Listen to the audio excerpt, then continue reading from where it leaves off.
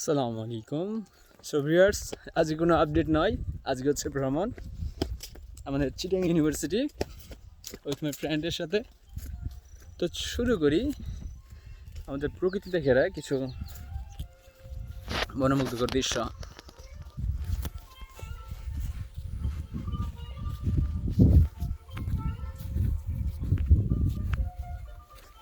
It's Monir. Chittagong university public হওয়াতে কি মজা, খালি ঘোরাঘুরি বাবা, ইস, খালি ঘোরাঘুরি। এই যে তোমাদের ভাইয়া, হ্যালো শিক্ষার্থীরা, তোমরা সবাই কেমন আছো? তোমাদের ভাইয়া প্রকৃতির মাঝে ডুবে গেছে। পড়াশোনা নিয়ে তোমরা অনেক টেন্স যে তোমাদের কি হবে না হবে, পাবলিক জ্ঞান হতে পারবা কিনা। ধৈর্য ধরো, বুঝছো? অ্যাডমিশন ফেজ হচ্ছে ধৈর্য ধরা আর সৃষ্টিকর্তার উপর বিশ্বাস রেখে নিজের সর্বোচ্চ পরিশ্রমটা দেওয়া। যদি এই 2-3টা কাজ করতে পারো, ইনশাল্লাহ ইউ উইল বি দ্য পাবলিকিয়ান। ইনশাআল্লাহ। তো ভাইয়া, অনেকজনেই এই অ্যাডমিশন নিয়ে অনেক দুশ্চিন্তায় ভোগে, ফ্যামিলি থেকে অনেক চাপ। ভাই, আপনি ফার্স্ট টাইমার, একটু যদি আপনার গল্পটা বলতেন। আমি সেকেন্ড টাইমার, ফার্স্ট টাইমার না। ওয়াও ভাই, কি বলেন, আপনি সেকেন্ড টাইমার? আপনার গল্পটা একটু এক্সপ্লেন করেন না ভাই, প্লিজ। গল্পটা পরে আপনার explain করবো। এক্সপ্লেন করেন ভাই, এইচএসসি থেকে শুরু করে। আশা করি আপনার এইচএসসি লাইফ ভালো ছিল খুব। না, আমার এইচএসসি লাইফ ভালো ছিল না। আমি এইচএসসি লাইফে সেভাবে পড়ালেখা করি নাই। আমি ছোট থেকে ব্রাইট স্টুডেন্ট ছিলাম, বাট সেভাবে পড়ালেখা করি নাই। এইচএসসিতে রেজাল্ট খারাপ ছিল, 4.42। দেন ফার্স্ট টাইমে ঢাকায় আমি প্রিপারেশন নিছি, সেখানেও হইলো না। দেন ওই টাইমে খুব ডিপ্রেস ছিলাম। এই ডিপ্রেস থাকার পরে 2-3 মাস ডিপ্রেস থাকার পরে দেন ভাবলাম যে আমার দ্বারা কেন পসিবল হবে না, অবশ্যই আমি পারবো যদি আমি চেষ্টা করি। এই ভাই, থেকে একটা প্রশ্ন ভাইয়া, আপনাকে নিজে থেকে চেষ্টা করলেন যে আপনি পারবেন, বাট আমি জানতে চাচ্ছি আপনার ফ্যামিলি, আপনার পরিবেশ, আপনার সমাজ আপনাকে কীভাবে নেগলেক্ট করছে বা কীভাবে আপনাকে ডিমোটিভ করছে? মোটিভ তো করে নাই আশা করি। ফ্যামিলি মেম্বারদের ভিতরে, হ্যাঁ, ফ্যামিলি মেম্বারদের ভিতরে মিক্সড মোটিভেশন ছিল। যে কেউ নেগেটিভ মোটিভেশন দিত যে তোর দ্বারা কিছু হবে না, এই সেই। আবার কেউ বলতো যে পারবা তুমি, সমস্যা নেই, পারবা। এখানে সব থেকে বেশি সাপোর্ট দিছে আমার মা আমাকে। উনি সব দিক দিয়ে সাপোর্ট দিছে, এখনও আমাকে সাপোর্ট দেয় সব কিছুতেই। আমি কি করি না করি সব কিছুতে। তো আমি বলবো যে আমার মাথায় শুধু একটা জিনিসই ঘুরতো, যে আমার বাবা চায় আমি একজন পাবলিকিয়ান হব, আর আমার মায়ের স্বপ্ন যে আমার ছেলে ভালো জায়গায় থাক। তো এই দুইটা মোটিভেশন থেকেই যা করার। তোমরা এরকম মোটিভেশন নাও নিজের কাছ থেকে। আসলে মোটিভেশন জিনিসটা, এই যে বলে প্রেষণা জিনিসটা আসলে নিজের ভিতর থেকে আসে। ওইটা মানুষের কথা শুনে আসে না কখনো। নিজের ভিতর থেকে যখন আসবে, যখন নিজের ভিতরে ওই সুপ্ত আগুনটা জ্বলবে, সেই জিনিসটাকে তোমরা ফিল করো, সেই জিনিসটাকে নিভতে দিও না। যদি নিভে যায় তাহলে তোমরা একটা ডার্কেস্ট ওয়ার্ল্ডে ঢুকে যাবা, যে ডিপ্রেশন যেটাকে বলে। এখান থেকে অনেক খারাপ অবস্থা হয় মানুষের। চেষ্টা করবা এইসব জিনিসগুলোকে অ্যাভয়েড করার। আর সৃষ্টিকর্তা তো আছে, যে যে ধর্মের সেই ধর্মের যে যা যাবতীয় কাজ আছে। যারা মুসলিম তারা 5 ওয়াক্ত নামাজ পড়ো, যারা খ্রিস্টান তারা চার্চে যাও, যারা হিন্দু তাদেরও দৈনন্দিন অনেক ধরনের রিচুয়াল থাকে। তো স্পিরিচুয়াল হওয়ার চেষ্টা করো। ইনশাআল্লাহ ভাইয়া, আপনার কথা শুনে আমি অনেক অনুপ্রেরিত। তো আমরা তো শুনলাম ভাইয়া আমাদের মোহাম্মদ কাফি ভাইয়ের কথা, আমার ফ্রেন্ড, ও সেকেন্ড টাইমার, দেন আমিও সেকেন্ড টাইমার, আমারও কিছু গল্প রয়েছে। আমাদের সাথে রয়েছে আমাদের আরেক ফ্রেন্ড। তোমাদের সাথে আজকে প্লাস ঘোরাঘুরি করবো, দিয়ে তোমাদের মোটিভ করবো ইনশাল্লাহ। ভাই তো বললো যে মোটিভ যে জিনিসটা সেটা অন্যের কাছ থেকে আসে না, সেটা নিজের কাছ থেকে আসে। শুধু আমরা মোটিভ করবো না, আমরা তোমাকে সেই শিক্ষাটা দিব, বা সে একটা অপরচুনিটির কথা বলবো যেটা আমরা ফেস করে আসছি। অর্থাৎ আগাম কিছু বার্তা দিব, আমরা তোমাদের মোটিভ করব না, আমরা তোমাদের আগাম কিছু বার্তা দিব।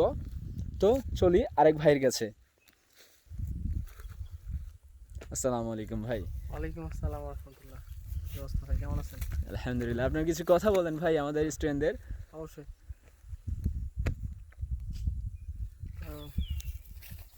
ভাই, আপনার পরিচয়টা দিবেন।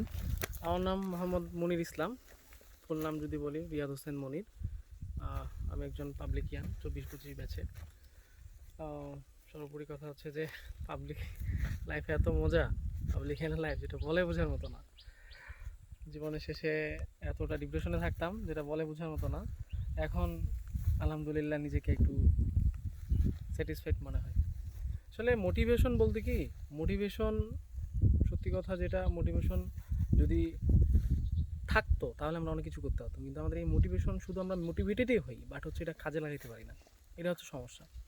দেখা গেছে একটা এমন একটা আমাদের মধ্যে গ্রো চলে আসলো যে আমি এটা চিরাই দিব, কালকে পড়াশোনা করব, কালকে ওইটা করব, কিন্তু কথা হচ্ছে যে দিন শেষে আর ওইটা করা হয় না। তাই মোটিভেটটা বড় একটা বিষয়, ফ্যাক্ট না, বাট এটাকে ধরে রাখতে হবে, এটাকে কন্টিনিউ করতে হবে, যে তুমি মোটিভেটেড হইছো ওইটা নিয়ে তোমাকে সামনে আগাইতে হবে। এই যে আমার বন্ধু কিছুক্ষণ আগে একটা সুন্দর কথা বলছে, তোমার ভিতরে যে সুপ্ত আগুনটা জ্বলবে, এই আগুনটা নিভলে সমস্যা, এটাকে ধরে রেখে তোমাকে সামনে আগাইতে হবে। পিছনে কে কী বলবে বলুক, আমাদের এই যে এত কথা শুনতে হয়েছে, আর সবচেয়ে বেশি ন্যারো মাইন্ডের কথাগুলো বলছে আমাদের ফ্যামিলি। আমাদের ফ্যামিলির কথাগুলো বলছে, এই ফ্যামিলির কথাগুলো নিতে পারি নাই, বা বাইরের লোক তো বলছে, ওটা তো খারাপ লাগছে।